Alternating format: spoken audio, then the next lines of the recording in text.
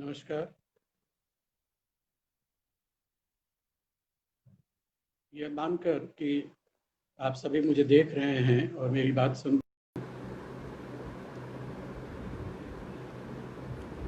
क्या आप मुझे देख रहे हैं? मेरी आवाज़ आ रही है?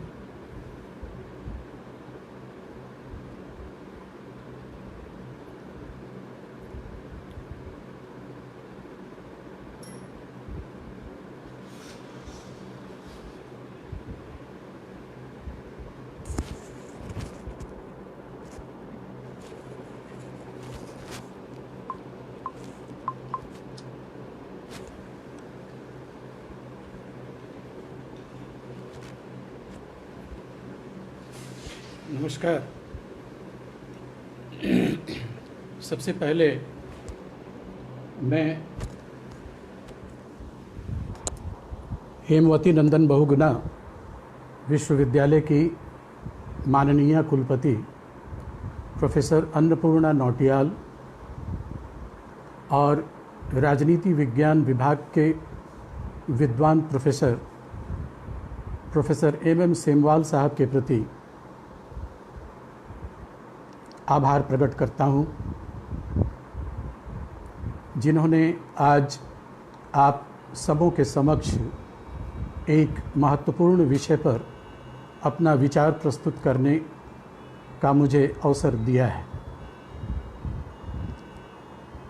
लॉकडाउन की अवधि में जब सभी शिक्षण और शोध संस्थान बंद हैं, शैक्षणिक सक्रियता बनाए रखने के लिए इस तरह के आयोजन बहुत ही उपयोगी हैं और इसके लिए आप सभी बधाई के पात्र हैं।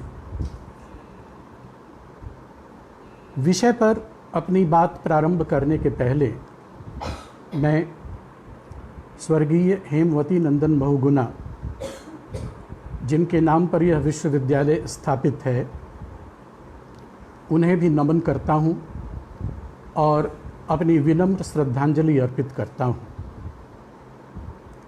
बहुगुणा जी भारतीय राजनीति के स्तंभ थे, जो हमेशा प्रजातांत्रिक मूल्यों के प्रति समर्पित रहे तथा जिन्होंने सार्वजनिक जीवन में नैतिक मूल्यों, समाज सेवा तथा राजनीतिक शुचिता को हमेशा तरजीह दी। उनके नाम पर स्थापित इस विश्वविद्यालय में भारतीय राजनीति से संबंधित एक महत्वपूर्ण विषय पर अपना विचार रखते हुए मुझे गर्व का अनुभव हो रहा है। सेमवाल साहब से जब मेरी बात हुई तो उन्होंने कहा कि कोरोना से संबंधित कई मुद्दों पर काफ़ी बातचीत हो चुकी है, इसलिए समसामयिक और राजनीतिक महत्व के किसी विषय पर यदि चर्चा की जाए तो ज़्यादा अच्छा होगा। मुझे भी उनका यह सुझाव पसंद आया। उन्होंने ही यह विषय मुझे दिया और यह विषय मेरा प्रिय विषय भी है और मैं अपनी बातों के साथ आपके समक्ष उपस्थित हूँ। संघवाद एक आधुनिक अवधारणा है। इसका सिद्धांत एवं व्यवहार अमेरिकी संघ से पुराना नहीं है, जो 1787 में अस्तित्व में आया था। संघीय विचार सरकार की एक ऐसी योजना है जिसमें संलग्न राज्य एक संघ बना लेते हैं तथा वे न तो एक दूसरे से पृथक होते हैं और न ही संयुक्त। यह संकल्पना अत्यधिक पुरातन है तथा प्राचीन यूनान से व्यवहार में लाई गई थी, किंतु पिछली 2 शताब्दियों के दौरान यह व्यापक स्तर पर क्रियान्वित हुई है। संघवाद ऐतिहासिक विकास का परिणाम है। यह कुछ स्वतंत्र राज्यों की एकता की जरूरत से उपजा है, जो बाहरी खतरों से निजी स्तर पर निपटने में सक्षम नहीं होते हैं। उनका संघ उनकी सुरक्षा तथा आर्थिक हितों के संवर्धन को संभव बनाता है। हालांकि ये राज्य अपनी स्वतंत्रता का पूर्णतः परित्याग नहीं करते हैं। एक परिसंघ के निर्माण को प्रेरित करने वाले तत्व हैं राष्ट्रीय एकता का विचार, सामान्य आर्थिक हितों और अंतर्राष्ट्रीय प्रतिष्ठा संबंधी विचार विमर्श। एवी डायसी के अनुसार किसी परिसंघ के निर्माण हेतु दो अपेक्षित स्थितियां होती हैं। पहला, ऐतिहासिक रूप से राज्यों का एक ऐसा निकाय होना आवश्यक है जो स्थानीयता, नस्ल अथवा राष्ट्रीयता के आधार पर निकटता से जुड़ा हो। दूसरा, राज्यों के बीच मनोभावों की बहुत ही विशिष्ट स्थिति विद्यमान होनी चाहिए जो संगठित होने के लिए प्रेरित करती हो। एक होने की इच्छा के अभाव में संघवाद का कोई भी आधार नहीं बन सकता।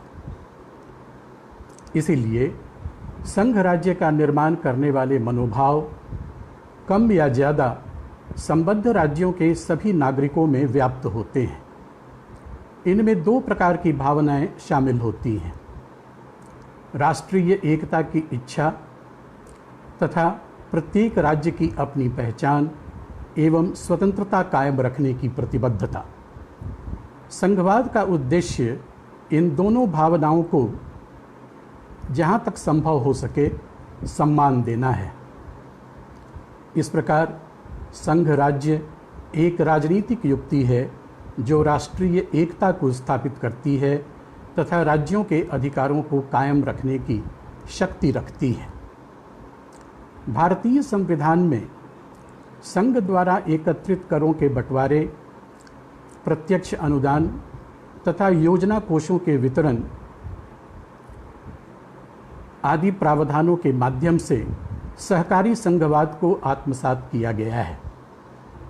इसी कारण ग्रेनविल ऑस्टिन भारत को एक सहकारी संघ कहना पसंद करते हैं। भारत में एक शक्तिशाली केंद्र सरकार है, किंतु यह कमजोर राज्य सरकारों के अस्तित्व का कारण नहीं बनती है। राज्य सरकारें केंद्रीय नीतियों को क्रियान्वित करने वाली बड़ी एजेंसियां हैं। वास्तव में भारतीय संविधान में निहित संघीय व्यवस्था दो विरोधी विचारों के मध्य एक समझौता है। पिछले 70 वर्षों में हमारे संविधान के वास्तविक कामकाज से यह स्पष्ट होता है कि सहयोगी प्रवृत्तियां कुछ सीमा तक मजबूत हुई हैं। हालांकि राज्य अपने विशिष्ट क्षेत्रों में केंद्रीय प्रभाव से खिन्न रहे हैं। 2014 के पूर्व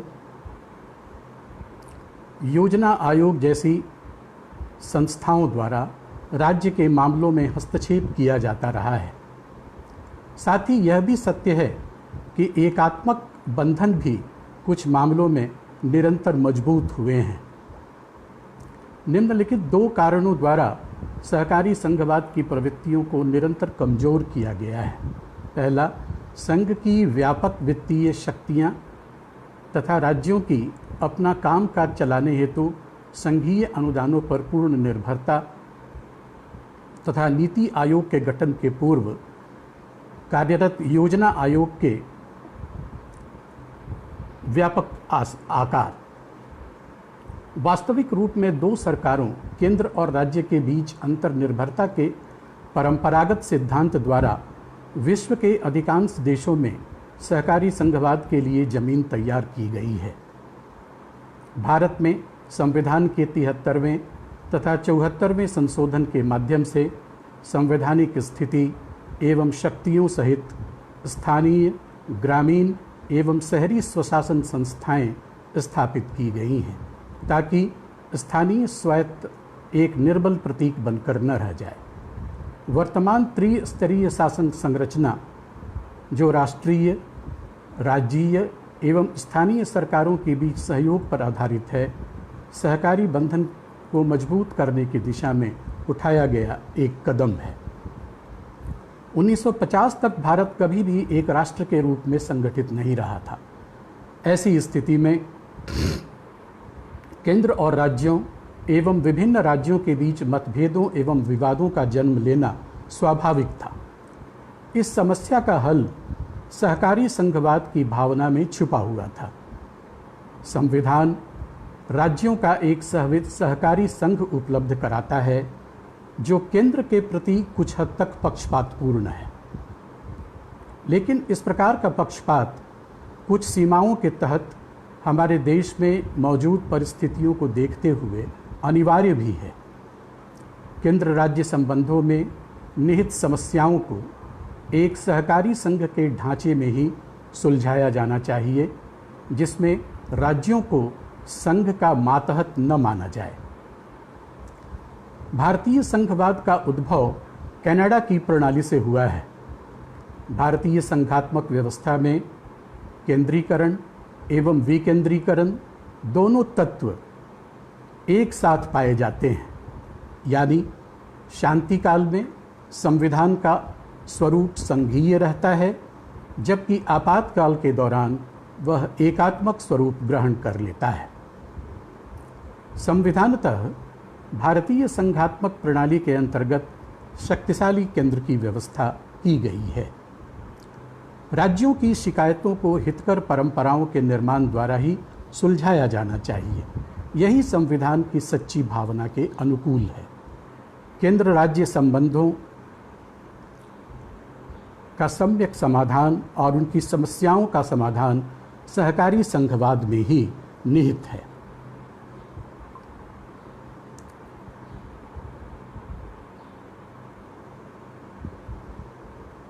भारतीय संविधान में सहकारी संघवाद की व्यापक परिकल्पना की गई है। संविधान ने इसी परिकल्पना को लेकर भारत को राज्यों का समूह घोषित किया था और यही इसका संघीय स्वरूप है। सहकारी संघवाद एक ऐसी अवधारणा है जिसमें केंद्र और राज्य एक संबंध स्थापित करते हुए एक दूसरे के सहयोग से अपनी समस्याओं का समाधान करते हैं।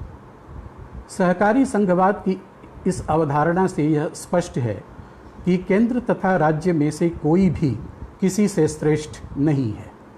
विद्वानों का यह मानना है कि सहकारी संघवाद राष्ट्रीय नीतियों के निर्माण और कार्यान्वयन में राज्यों की भागीदारी सुनिश्चित करने के लिए एक महत्वपूर्ण उपकरण है। भारत की संघीय प्रकृति की बात बार बार की जाती रही है और यह सत्तारूढ़ पार्टी तथा विपक्ष के लिए टकराव का विषय रही है। ऐसे मौके आए हैं जब पार्टियों ने केंद्र पर राजनीतिक और आर्थिक तरीकों से संघीय भावना का उल्लंघन करने का आरोप लगाया और ऐसा भी हुआ है कि केंद्र ने राज्य सरकारों पर संघवाद का पालन नहीं करने का आरोप लगाया। एक मुख्यमंत्री ने प्रधानमंत्री से फ़ोन पर बात करने से इनकार कर दिया। दूसरे मुख्यमंत्री ने केंद्रीय जांच एजेंसी को अपने राज्य में काम करने से रोक दिया। केंद्र ने अनुच्छेद 356 का इस्तेमाल किया या उसे लागू करने की धमकी दी। ये सभी पिछले कुछ साल में संघवाद के मसले पर केंद्र और राज्यों के बीच विवाद छिड़ने के उदाहरण हैं। इसमें कोई शक नहीं कि हर एक राजनीतिक दल और राजनेता संघवाद की भावना की कसम खाता है और सहकारी संघवाद और प्रतिस्पर्धी संघवाद जैसे शब्द प्रचलन में हैं। भारत के संविधान में संघीय भावना की बात कही गई है जिसे हर कोई सीने से लगाए रहता है, लेकिन क्या वास्तव में यह संघीय प्रकृति का है? क्या भारत राज्यों का संघ है? भारतीय संघवाद के विभिन्न चरणों का विश्लेषण कर हम इस निष्कर्ष पर पहुंच सकते हैं कि भारतीय संघवाद में सहयोग, सहकार, राजनीतिक सौदेबाजी, केंद्रीकरण और एकाधिकार कब कब पाया गया, किस प्रकार इसने भारतीय संघवाद को कभी कमज़ोर किया, कभी इसे शक्ति दी और कैसे भारतीय संघवाद ने सभी चुनौतियों का सामना किया। 1952 से 1964 तक का काल नेहरू युग के रूप में जाना जाता है। इस दौरान कांग्रेस का एक छत्र राज्य था तथा केंद्र और राज्यों के बीच उत्पन्न होने वाले विवादों का निपटारा दलीय मंच पर ही कर लिया जाता था। नतीजा यह निकला कि संघवाद अपने वास्तविक रूप में उभर नहीं पाया, किंतु जवाहरलाल नेहरू का व्यक्तित्व एवं नेतृत्व बहुत अधिक प्रभावशाली होने के बावजूद वे निरंकुश नेता नहीं थे। राज्यों में विधान चंद्र राय, प्रताप सिंह कैरो, चंद्रभानु गुप्त, कैलाशनाथ काटजू, मोहनलाल सुखाड़िया जैसे व्यक्तित्व वाले प्रभावशाली मुख्यमंत्री थे, जो केंद्र सरकार के सहयोग करते हुए भी अपने राज्यों के लिए बहुत कुछ अर्जित कर लिया करते थे। इसी कारण इस दौरान जहां एक तरफ योजना आयोग आर्थिक केंद्रीकरण का प्रतीक बन गया, वहीं दूसरी तरफ 1956 और 1960 में भाषाई आधार पर राज्यों का पुनर्गठन करने का पारंपरिक संघवादी कदम भी उठाया गया। दूसरा चरण 1964 से 1971 तक का काल रहा, जो मुख्यतः सौदेबाजी पर आधारित रहा। हालांकि मॉरिस जॉन्स के दृष्टिकोण के अनुसार भारतीय संघवाद एक प्रकार का सहकारी संघवाद है, जिसमें केंद्र और राज्यों के बीच सौदेबाजी चलती रहती है, किंतु अंत में किसी समाधान के तहत दोनों सहयोग करने के लिए राजी हो जाते हैं।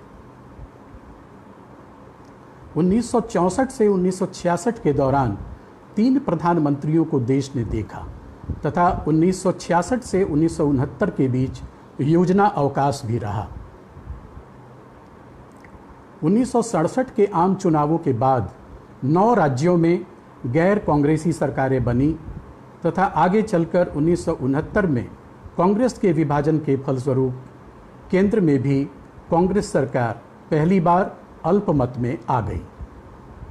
केंद्र में नेहरू जैसा व्यक्तित्व और नेतृत्व नहीं रहा तथा अनेक गैर कांग्रेसी मुख्यमंत्रियों ने राज्यों की स्वायत्तता की मांग उठाई।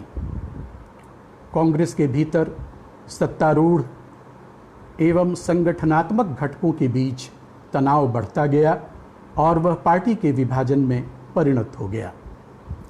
यद्यपि केंद्रीय नेता अभी भी दल में ऊंची स्थिति के लोग थे तथा उनका अपने राज्यों की राजनीति पर गहरा प्रभाव भी था, लेकिन हालात ऐसे हो गए थे कि केवल व्यक्तित्व आधारित प्रभाव के माध्यम से वे राज्यों में अपनी बात मनवाने की स्थिति में नहीं रह गए थे।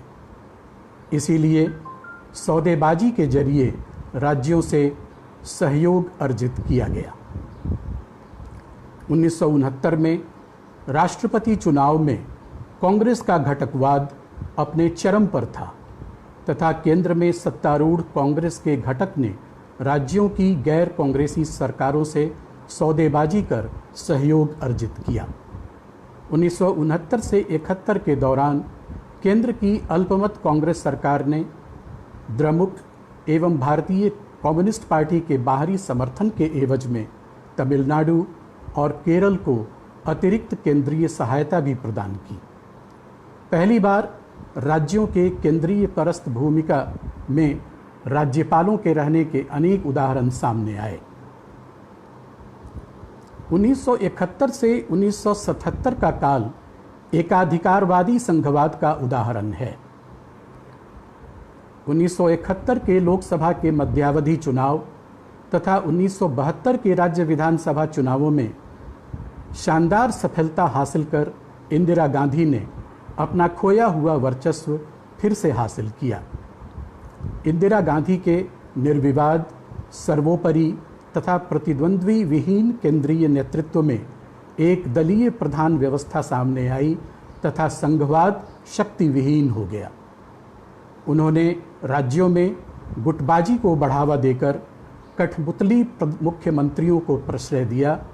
फलस्वरूप राज्यों का केंद्र की तरफ झुकाव बढ़ता चला गया और 1975 में आंतरिक आपातकाल की उद्घोषणा के साथ केंद्र के एकाधिकार में रूपांतरित हो गया। आपातकाल के दौरान संविधान में संशोधन के जरिए उच्चतम न्यायालय की न्यायिक पुनर्विलोकन की शक्ति को बहुमत से सीमित कर दिया गया। परिणाम स्वरूप राज्यों की स्वायत्तता पर केंद्र का स्वेच्छाचारी हस्तक्षेप बढ़ता चला गया। राज्यों के पास केंद्र के सम्मुख बिना शर्त समर्थन के अलावा और कोई विकल्प बचा ही नहीं था।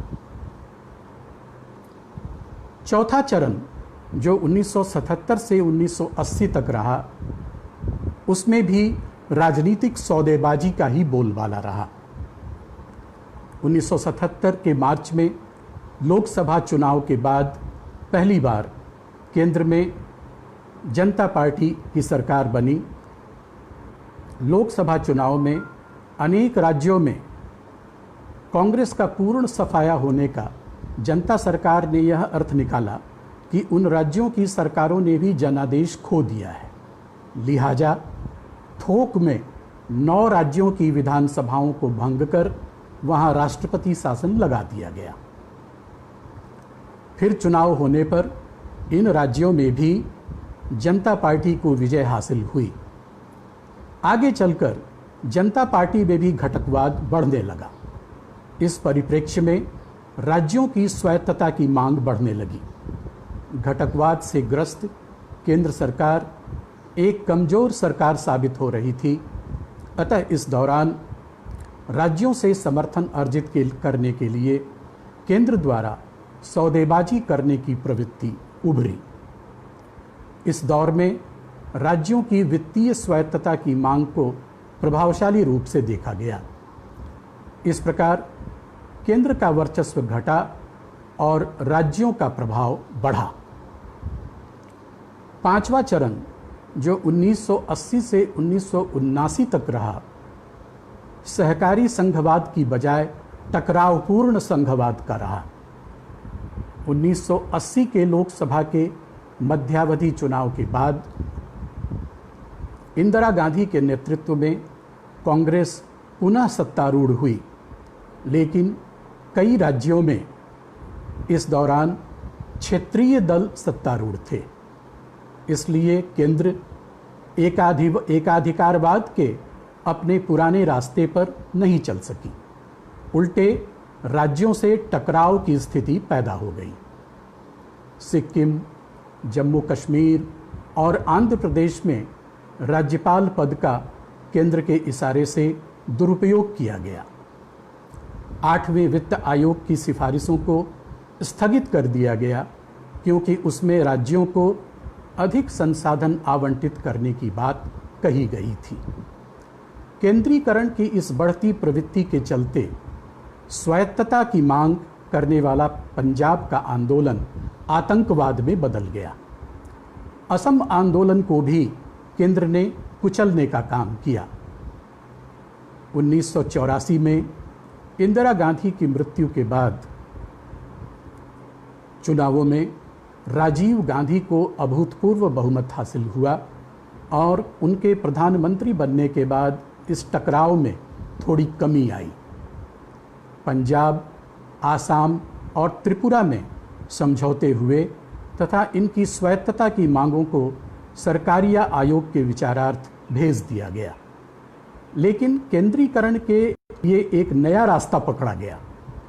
जिला कलेक्टरों का राष्ट्रीय सम्मेलन बुलाकर उन्हें सीधे निर्देश देने और इस प्रकार राज्यों को बाईपास करने की कोशिश की गई। इस दौरान राज्यों ने, जिनमें से कई गैर कांग्रेसी दलों द्वारा शासित थे, संघवादी एजेंडे पर एकजुटता कायम करते हुए केंद्र के स्वायत्तता हनन प्रयासों का विरोध किया।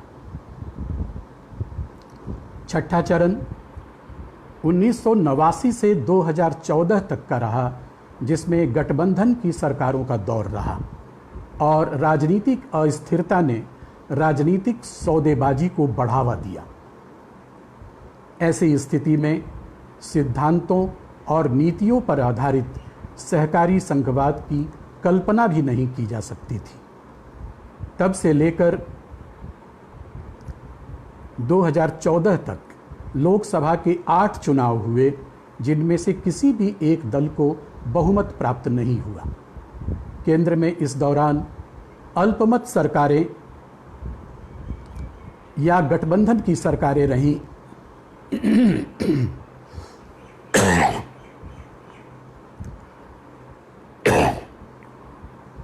जो अपने अस्तित्व के लिए विभिन्न क्षेत्रीय दलों के समर्थन पर टिकी रहीं और इसके कारण केंद्रीय राजनीति में क्षेत्रीय दलों का व्यापक प्रभाव स्थापित हुआ। विवशता की राजनीति ने दोनों को विकेंद्रीकरण एवं स्वायत्तता के प्रति संवेदनशील बना दिया। दूसरी तरफ क्षेत्रीय दलों ने भी अपने समर्थन की केंद्र सरकार से भरपूर कीमत वसूल की। वे या तो सीधे तौर पर केंद्रीय सत्ता में सहभागी रहे या अपने राज्यों के लिए केंद्रीय सरकार से भारी भरकम पैकेज प्राप्त करते रहे तथा राज्यों में अपने प्रतिद्वंद्वी सत्तारूढ़ दल को अपदस्थ करने के लिए केंद्र पर वहां राष्ट्रपति शासन लागू करने का दबाव भी बनाते रहे। लेकिन 1994 में बम्बई केस में उच्चतम न्यायालय के निर्णय के बाद स्थितियां संघवाद के लिए काफ़ी अनुकूल हो गई हैं। न्यायालय ने संघवाद को संविधान का मूल ढांचा बताया है जिसमें संशोधन नहीं हो सकता। न्यायालय ने अनुच्छेद 356 के अंतर्गत आपात उद्घोषणा को भी न्यायिक समीक्षा के अधीन ला दिया है। अतः इस दौर में अनुच्छेद 356 का दुरुपयोग भी काफ़ी कम हुआ है।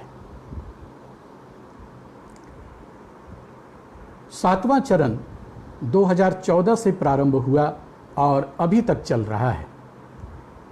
2014 के लोकसभा चुनाव में नरेंद्र मोदी के नेतृत्व में भारतीय जनता पार्टी को स्पष्ट बहुमत प्राप्त हुआ और सरकार का गठन हुआ। प्रधानमंत्री नरेंद्र मोदी ने 2014 में कामकाज संभालने के बाद कहा था कि वह केंद्र और राज्यों के बीच की खाई को पाटना चाहते हैं। गुजरात के मुख्यमंत्री रहने के दौरान अपने तजुर्बे की ओर इशारा करते हुए उन्हें राज्यों से ऐसा ढांचा बनाने की अपील की थी जिससे केंद्र और राज्य के बीच कम से कम टकराव हो। प्रधानमंत्री मोदी ने उनसे सहकारी या सहयोगात्मक संघवाद यानी कोऑपरेटिव फेडरलिज्म के जरिए प्रगति और समृद्धि की राह पर मिलकर चलने का आह्वान किया था। इस मामले में उनके पहले कार्यकाल का रिकॉर्ड कैसा रहा? क्या मोदी इसकी मुख्य चुनौती को दूर कर पाए? यहाँ इस पर भी प्रकाश डालना आवश्यक है। इस मामले में सरकार के 3 ऐसे महत्वपूर्ण कदम हैं जिन पर हम चर्चा करेंगे, क्योंकि इन कदमों से यह स्पष्ट हुआ कि केंद्र सरकार सहकारी संघवाद को बढ़ावा देकर राज्यों को न केवल ज़्यादा सशक्त करना चाहती है बल्कि उनके साथ बेहतर तालमेल भी बनाए रखना चाहती है।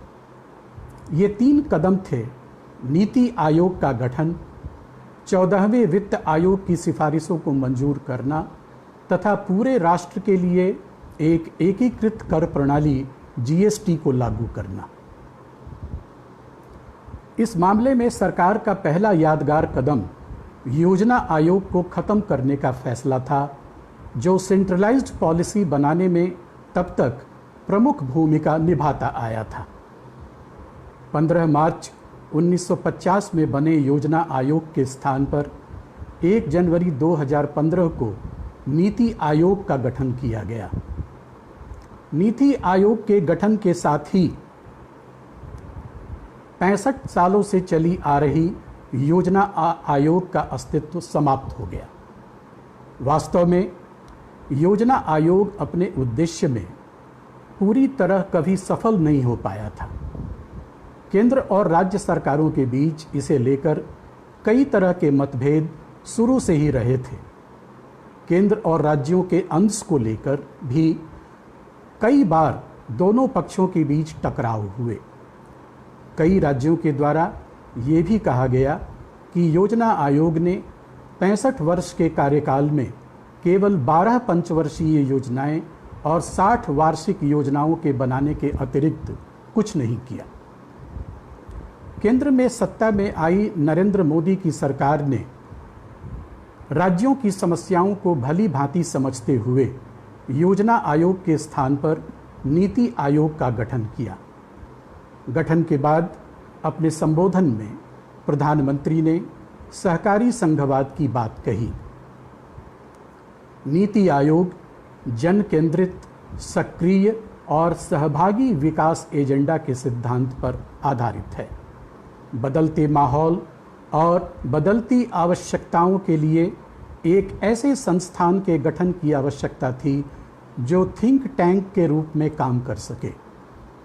चूँकि प्रधानमंत्री मोदी पहले गुजरात जैसे बड़े राज्य के मुख्यमंत्री के तौर पर 3 कार्यकाल पूरा कर चुके थे, इसलिए योजना आयोग से राज्यों को लेकर होने वाली परेशानियों से वे भली भांति परिचित थे। पहले योजना आयोग में राज्य सरकारों की कोई भूमिका नहीं होती थी, लेकिन संघीय ढांचे को मजबूत करते हुए नीति आयोग में सभी राज्यों और केंद्र शासित प्रदेशों की भागीदारी सुनिश्चित की गई। केंद्र से राज्यों की तरफ चलने वाली एक पक्षीय नीतिगत क्रम को एक महत्वपूर्ण विकासवादी परिवर्तन के रूप में राज्यों की वास्तविक भागीदारी में बदलने का लक्ष्य निर्धारित किया गया।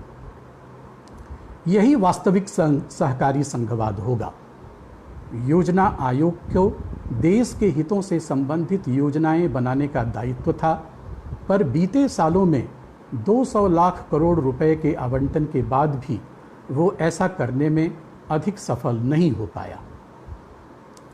रोजगार पैदा करने वाले संसाधनों की तलाश में भी आयोग विफल रहा। पूरे संगठित क्षेत्र में सिर्फ 9% रोजगार सृजित हो पाया। देश के अनेक राज्य केंद्र से बेहतर काम करते रहे हैं और राजकोषीय घाटा को कम करने में उनका प्रदर्शन बेहतर रहा है।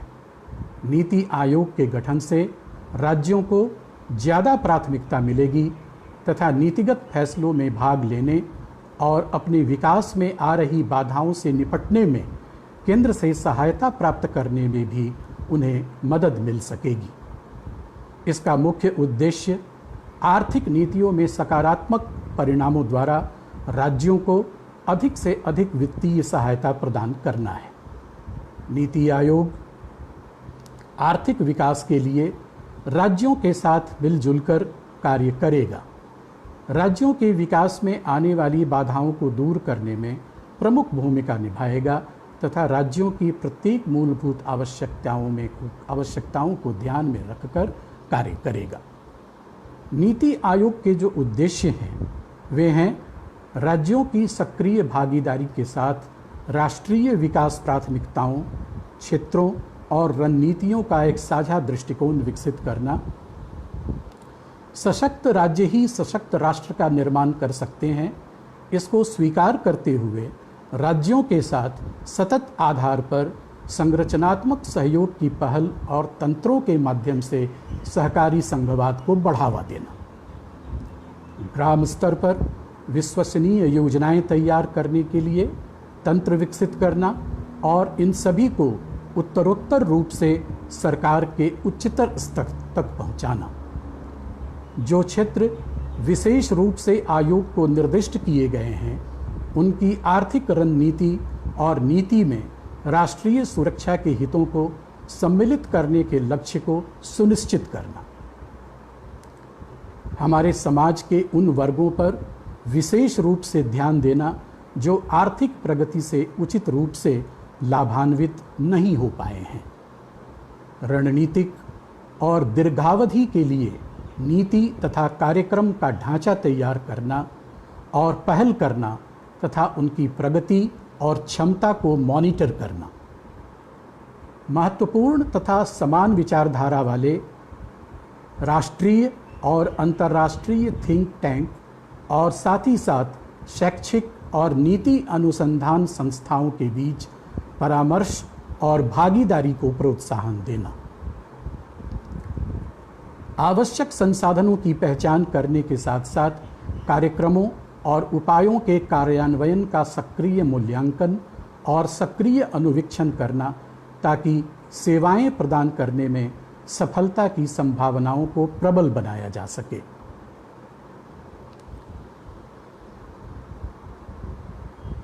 प्रधानमंत्री मोदी सरकार का केंद्र और राज्यों के संबंधों को बेहतर बनाने की दिशा में दूसरा बड़ा कदम 14वें वित्त आयोग की सिफारिशों को स्वीकार करना था, जिसमें राज्यों को केंद्र की तरफ से मिलने वाली रकम में भारी बढ़ोतरी की गई।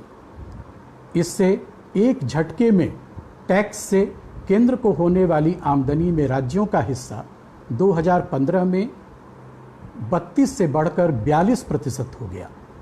सरकार ने केंद्र की फंडिंग से चलने वाली योजनाओं में भी कुछ बदलाव किए, जिससे राज्यों की इनके बजट को लेकर स्वायत्तता बढ़ी। अभी तक लगभग सभी वित्त आयोगों की अनुशंसाएं केंद्र सरकार ने स्वीकार की हैं। हाल के वर्षों में कई ऐसे सुझाव दिए गए जिनके कारण संघ और राज्यों के मध्य वित्तीय संघवाद को मजबूती मिली है। 14वें वित्त आयोग ने अपनी रिपोर्ट में केंद्रीय राजस्व में राज्यों की हिस्सेदारी को 32% से बढ़ाकर 42% तक करने का सुझाव दिया है, जिसे केंद्र सरकार द्वारा स्वीकार कर लिया गया है। इससे राज्यों की वित्तीय स्थिति बेहतर होगी तथा बिना शर्त संसाधनों की उपलब्धता बढ़ने से राज्यों की वित्तीय स्वायत्तता भी बढ़ेगी। निश्चय ही केंद्रीय राजस्व में राज्यों की हिस्सेदारी में वृद्धि के साथ केंद्र के लिए संसाधनों की उपलब्धता प्रभावित होगी। इसके मद्देनज़र वित्त आयोग ने अपनी रिपोर्ट में केंद्र द्वारा चलाई जा रही कई योजनाओं को बंद करने का सुझाव दिया और कई केंद्र प्रायोजित योजनाओं के लिए केंद्र द्वारा होने वाले अंशदान में भारी कटौती करने की सिफारिश की है।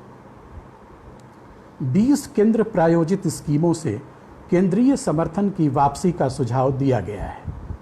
पुलिस बलों का आधुनिकीकरण, राजीव गांधी पंचायत सशक्तिकरण, स्वच्छ भारत मिशन, राष्ट्रीय खाद्य प्रसंस्करण जैसी योजनाओं को बंद करने का सुझाव दिया गया, परंतु हमें ऐसा लगता है कि इससे सामाजिक आर्थिक समावेशन की प्रक्रिया अवरुद्ध होने की संभावना है।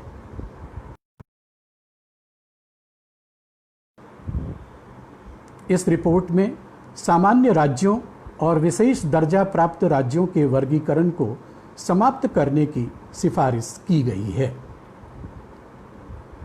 इसी रिपोर्ट में 11 राज्यों को राजस्व घाटे की भरपाई के लिए 1.94 लाख करोड़ रुपए की राशि प्रदान की गई। आयोग ने सहयोगी संघवाद की भावनाओं को मजबूती प्रदान करने के लिए अंतर्राज्यीय परिषद के विस्तार पर बल दिया और इससे यह अपेक्षा की गई कि यह राज्यों के लिए विशिष्ट अनुदानों की पहचान करेगी। राज्यों को आश्वस्त करने के लिए आयोग ने विधायी कार्रवाई के जरिए स्वायत्त जीएसटी मुआवजा फंड की स्थापना का सुझाव दिया। इससे पहले 3 वर्षों के दौरान 100%, चौथे वर्ष के दौरान 75% और 5वें वर्ष में तकरीबन 50% का मुआवजा दिए जाने का सुझाव दिया। 14वें वित्त आयोग ने राजस्व वितरण के फॉर्मूले में भी संशोधन का सुझाव दिया। जहां 13वें वित्त आयोग ने राजस्व वितरण में जनसंख्या का 25% भारांश दिया, वहीं 14वें वित्त आयोग ने इसे बढ़ाकर 27.5% कर दिया।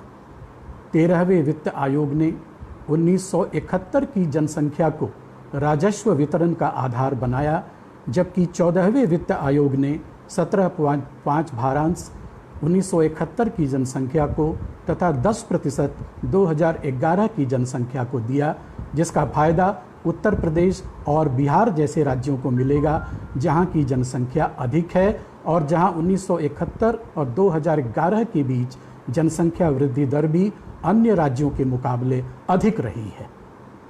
13वें वित्त आयोग ने क्षेत्रफल को 10% भारांश दिया, जबकि 14वें वित्त आयोग ने 15% भारांश दिया। इसका फायदा उन राज्यों को होगा जो बड़े आकार वाले हैं। 13वें वित्त आयोग ने राजकोषीय अनुशासन को 17.5% भारांश दिया, लेकिन 14वें वित्त आयोग ने राजकोषीय अनुशासन की जगह वन क्षेत्रों के विस्तार को भारांश दिया, जो सतत विकास के प्रति उसकी आग्रहशीलता को प्रदर्शित करती है। इसका लाभ आंध्र प्रदेश, छत्तीसगढ़, मध्य प्रदेश, कर्नाटक, जम्मू कश्मीर जैसे राज्यों को मिलेगा। 14वां वित्त आयोग केंद्र राज्य के राजकोषीय संबंधों में भी प्रभावी हस्तक्षेप करता है। इस आयोग ने राज्यों के साथ पंचायतों की स्थिति को भी मजबूत किया है। यह संसाधनों के उपयोग के संबंध में राज्यों के अधिकार क्षेत्र में केंद्र के हस्तक्षेप को सीमित करेगा, क्योंकि इससे 70% राजस्व अंतरण बिना शर्त होगा। इस आयोग से कम विकसित और निम्न जीडीपी वाले राज्यों को अधिक संसाधन उपलब्ध हो सकेंगे। इस रिपोर्ट के कारण केंद्र का फिस्कल स्पेस सीमित होगा, जिसके कारण केंद्र द्वारा सामाजिक क्षेत्र पर किए जाने वाले सार्वजनिक व्यय में कटौती की जाएगी। दूसरी बात यह कि केंद्र अब सामाजिक क्षेत्रों के खर्चे की जिम्मेदारी राज्यों को सौंप रहा है, जबकि इस संदर्भ में राज्यों को न तो अनुभव है और न ही विशेषज्ञता है।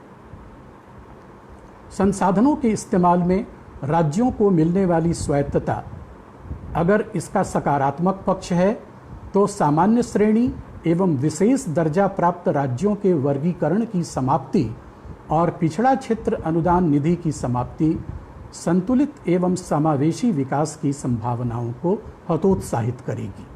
फिर भी हम कह सकते हैं कि 14वें वित्त आयोग की रिपोर्ट के लागू होने से केंद्र तथा राज्यों के राजकोषीय संबंध बहुत प्रभावित हुए हैं। एक तरफ जहां ये कदम धीरे धीरे राज्यों को राजकोषीय स्वायत्तता प्रदान कर रहे हैं, तो वहीं दूसरी तरफ ये राज्यों को जवाबदेह और जिम्मेदार बनाने का भी कार्य कर रहे हैं। इससे सहकारी संघवाद की भावना निश्चित रूप से मजबूत हो रही है। तीसरा और शायद सबसे बड़ा निर्णायक कदम 2016 में गुड्स एंड सर्विसेज टैक्स, जिसे हम जीएसटी कहते हैं, कानून को पास करना और उसे लागू करना था। अप्रत्यक्ष कर के बंटवारे से जुड़े फैसले लेने के लिए जीएसटी काउंसिल बनाई गई, जो सहकारी संघवाद की एक और मिसाल थी। इसमें कोई शक नहीं है कि जीएसटी को कहीं बेहतर तरीके से लागू किया जा सकता था, लेकिन इसके बावजूद यह सही दिशा में उठाया गया एक बड़ा कदम था। जीएसटी लागू होने के एक साल के भीतर इसमें 48 लाख उद्यम जोड़े गए, जबकि आज़ादी के बाद से लेकर इन वर्षों में मात्र 66 लाख उद्यम पंजीकृत हुए थे। यह जीएसटी के तहत अपनाई गई सरल प्रक्रियाओं के कारण संभव हुआ है। जिन निर्माताओं, व्यापारियों और सेवा प्रदाताओं की आय 20 लाख रुपए से कम है, उन्हें जीएसटी के दायरे से बाहर रखा गया है। इस प्रकार यह उन छोटे व्यापारियों के लिए अनुकूल व्यवस्था बनाता है जिनका वार्षिक टर्नओवर 1 करोड़ रुपए तक है। एक आर्थिक सर्वेक्षण के मुताबिक जीएसटी के पूर्व की प्रणाली की तुलना में जीएसटी के तहत अप्रत्यक्ष करदाताओं में 50% की बढ़ोतरी हुई है। इसी तरह नोटबंदी और जीएसटी के कारण नवंबर 2016 से व्यक्तिगत करदाताओं में लगभग 18 लाख लोगों को जोड़ा गया है। यह एक ऐतिहासिक उपलब्धि है और इस बात का सबूत है कि भारत तेजी से गैर कर अनुपालन से कर अनुपालन देश में बदल रहा है। भारतीय बाजार के निर्माण ने हमारी अर्थव्यवस्था में बेहतर प्रतिस्पर्धा और दक्षता पैदा की है और इससे देश भर में उपभोक्ताओं को लाभ हुआ है। राज्य सरकारों के साथ भागीदारी बढ़ी है और यह प्रधानमंत्री मोदी द्वारा सहकारी संघवाद की नीति को बढ़ावा देने के कारण हुआ है। राज्य सरकारों के सहयोग और केंद्र में निर्णायक नेतृत्व के बिना जीएसटी जैसा सुधार संभव नहीं होता। इसके लिए राजनीतिक नेतृत्व में दृढ़ संकल्प और विश्वास की आवश्यकता होती है। प्रधानमंत्री मोदी ने तमाम आलोचनाओं के बावजूद इसे सुनिश्चित किया है। वास्तविक संरचनात्मक सुधारों के साथ जीएसटी भी विकसित हो रहा है और अगर इसके दायरे में रियल एस्टेट तथा पेट्रोलियम पदार्थों को शामिल कर लिया जाए तो इसका और विस्तार होगा। रियल एस्टेट को शामिल करने से भूमि बाजार स्वच्छ हो जाएगा, जो काले धन के सबसे बड़े उत्पादकों में से एक है। अर्थव्यवस्था और व्यवसाय पर जीएसटी के पूर्ण प्रभाव को जानने के लिहाज से अभी शुरुआती दिन हैं, लेकिन आने वाले वर्षों में यह अप्रत्यक्ष कर के नेटवर्क, राजस्व संग्रह और अर्थव्यवस्था के विकास की उम्मीदों पर खरा उतरेगा, ऐसी उम्मीद की जा सकती है। इन कदमों का देश के संघीय ढांचे को मजबूत बनाने पर सकारात्मक और टिकाऊ असर हुआ है। इनके जरिए राज्यों को मिलने वाले संसाधनों में बढ़ोतरी हुई है। उन्हें अपनी सामाजिक आर्थिक योजनाएं बनाने और उन्हें लागू करने की आज़ादी मिली है। साथ ही जीएसटी काउंसलिंग जैसा नया मंच भी मिला है।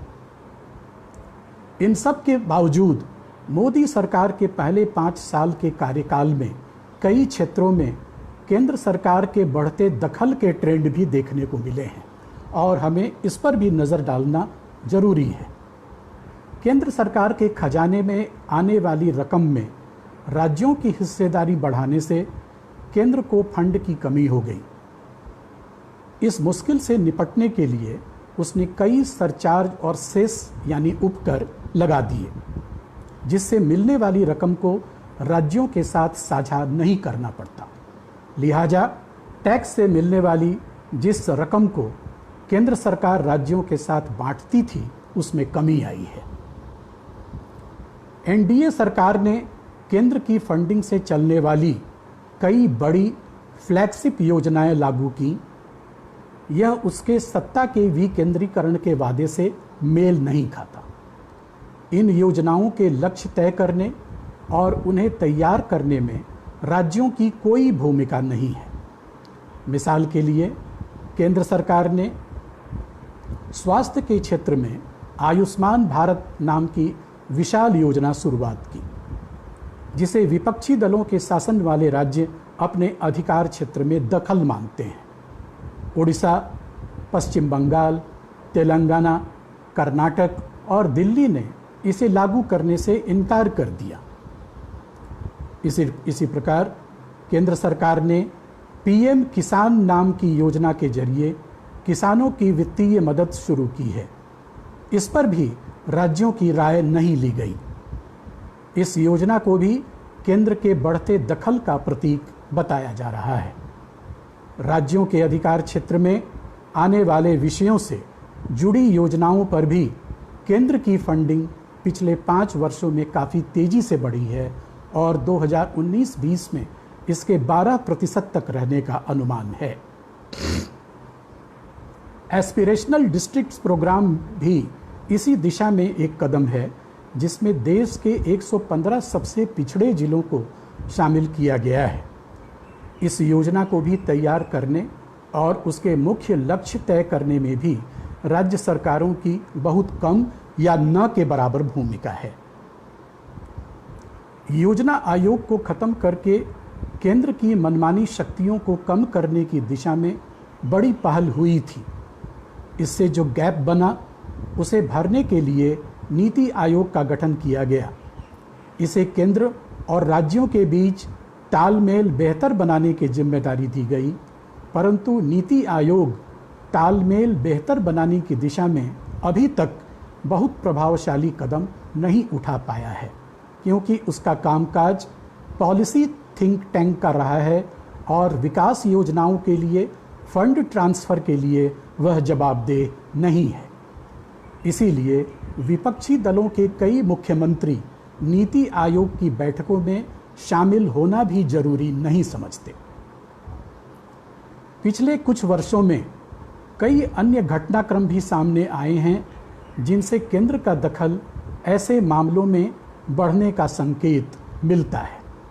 मिसाल के लिए, भारत जैसे विविधता भरे देश में लोकसभा और विधानसभा चुनाव एक साथ कराने की मोदी सरकार के प्रस्ताव को कई राज्य चुनाव के केंद्रीकरण के तौर पर देख रहे हैं, क्योंकि एक देश एक चुनाव हमारे संघीय ढांचे की भावना से मेल नहीं खाता।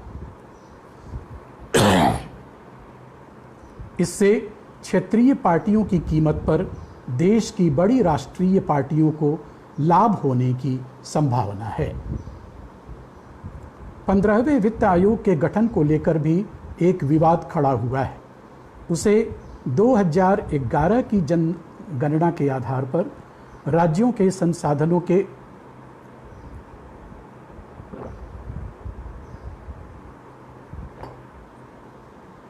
बंटवारे पर काम करने को कहा गया है, न कि 1971 की जनगणना के आधार पर। दक्षिण भारत में इसका विरोध हुआ है। उनका मानना है कि इससे उत्तर भारतीय राज्यों को फायदा होगा और दक्षिण भारतीय राज्यों को नुकसान होगा। इस प्रकार एनडीए सरकार के पहले 5 साल के कार्यकाल का यदि हम मूल्यांकन करें तो हम कह सकते हैं कि सत्ता का विकेंद्रीकरण हुआ है, राज्यों को अधिक संसाधन मिले हैं और खर्च करने के मामले में भी उन्हें पहले से अधिक आज़ादी मिली है। परंतु इसके साथ ही राज्यों के अधिकार में आने वाले क्षेत्र में केंद्र का दखल भी बढ़ा है। मई 2019 लोकसभा चुनाव में भारी जीत के बाद यह देखना होगा कि अगले 5 साल में सरकार सहकारी संघवाद के क्षेत्र में क्या एजेंडा तय करती है। योजना आयोग के खत्म होने के बाद राज्यों के हाथ से वह संस्थागत मंच निकल गया है जिसके जरिए वह केंद्र के खिलाफ अपनी शिकायतें या विरोध दर्ज कराते थे। ऐसे में केंद्र और राज्यों के बीच खाई को पाटने के लिए और संस्थानों की आवश्यकता है। इसके लिए सरकार को यह चाहिए कि वह मरणासन्न पड़े इंटर स्टेट काउंसिल को पुनर्जीवित कर उसे और सशक्त बनाकर उसके जरिए सहकारी संघवाद को बढ़ावा दे। भारतीय संविधान के अनुच्छेद 263 के तहत अंतर्राज्यीय परिषद का गठन किया जाता है। यह परिषद राज्यों के बीच विवादों की जांच करने के साथ साथ इन पर सलाह भी देती है। इसके अलावा केंद्र और राज्यों से जुड़े वैसे मुद्दे जिनमें सभी का समान हित हो, उस पर भी यह विचार करती है।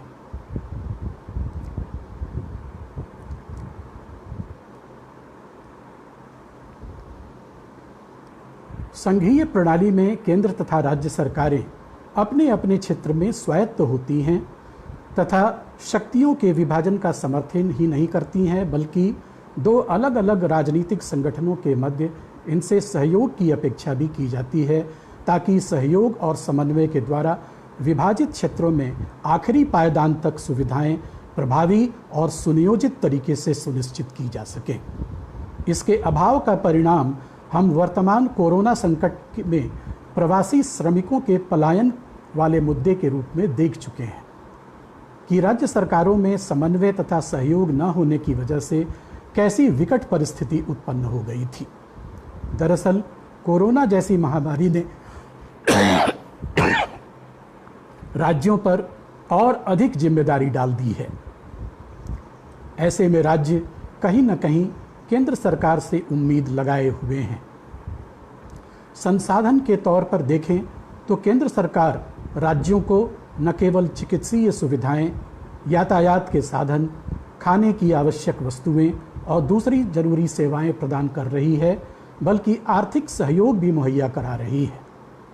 राज्य सरकारें जन धन योजना के माध्यम से केंद्र सरकार द्वारा गरीबों तक नागरिकों के बैंक खाते में सहायता राशि भी उपलब्ध करा रही है। इस संकट पर जल्द नियंत्रण पाने के लिए भारत सरकार महामारी से संक्रमित लोगों को अधिक से अधिक उनकी जांच सुनिश्चित करने के लिए न केवल केंद्रीय संस्थानों में परीक्षण लैब शुरू कर रही है, बल्कि राज्यों को भी ज़्यादा से ज़्यादा जांच केंद्र खोलने के लिए प्रोत्साहन के साथ साथ आर्थिक मदद भी दे रही है। लेकिन आपदा के समय केंद्र और राज्य की भूमिका और उनका संबंध बदल जाता है। प्राकृतिक आपदा और महामारी का सामना सहकार और समन्वय से बेहतर तरीके से किया जा सकता है, न कि अलग रहकर। इसी संदर्भ में केंद्र सरकार राष्ट्रीय आपदा प्रबंधन कानून 2005 के तहत अपने अधिकारों का प्रयोग कर यह भी सुनिश्चित कर रही है कि प्रत्येक राज्य अपने यहाँ उपलब्ध कानूनी प्रावधानों, आर्थिक और चिकित्सीय संसाधनों का समुचित उपयोग करें। वर्तमान केंद्रीय सरकार और राज्य सरकारें भी सहकारी संघवाद का अप्रतिम उदाहरण प्रस्तुत करते हुए वैश्विक महामारी का सामना हर संभव प्रयास से बखूबी कर रही हैं। विश्व के अन्य देशों के द्वारा इसकी सराहना भी की जा रही है कि दुनिया की दूसरी सर्वाधिक आबादी वाला देश, जहां विकसित देशों की अपेक्षा संसाधनों की कमी है, फिर भी सरकार अपने प्रयास से अब तक स्थिति पर नियंत्रण कायम रखने में कामयाब रही है। प्रधानमंत्री समय समय पर सहकारी संघवाद के सिद्धांत को साकार करते हुए सर्वदलीय बैठक भी कर रहे हैं, ताकि सभी राजनीतिक दलों और प्रतिनिधियों की राय जानी जा सके और इस वैश्विक आपदा का सामना एकजुट होकर किया जा सके। यह वैश्विक संकट केंद्र तथा राज्यों को एक दूसरे के करीब लाया है, ताकि सहयोग और समन्वय के माध्यम से अपेक्षित उद्देश्यों तथा सहकारी संघवाद के लक्ष्य को प्राप्त किया जा सके। मुझे लगता है कि समय समाप्त हो चुका है, 1 घंटे का समय बीत चुका है। मैं एक बार फिर आप सबों के प्रति, विशेषकर हेमवती नंदन बहुगुणा विश्वविद्यालय की माननीय कुलपति प्रोफेसर अन्नपूर्णा नौटियाल जी, राजनीति विज्ञान विभाग और वहाँ के सभी विद्वान प्राध्यापक, विशेषकर प्रोफेसर MM सेमवाल, जिन्होंने मुझे यह व्याख्यान देने के लिए आमंत्रित किया, उनके प्रति एक बार फिर से आभार प्रकट करता हूँ, कृतज्ञता ज्ञापित करता हूँ और आशा करता हूँ कि यह इस विषय पर आगे और भी चर्चाएं आपके द्वारा होती रहेंगी। धन्यवाद।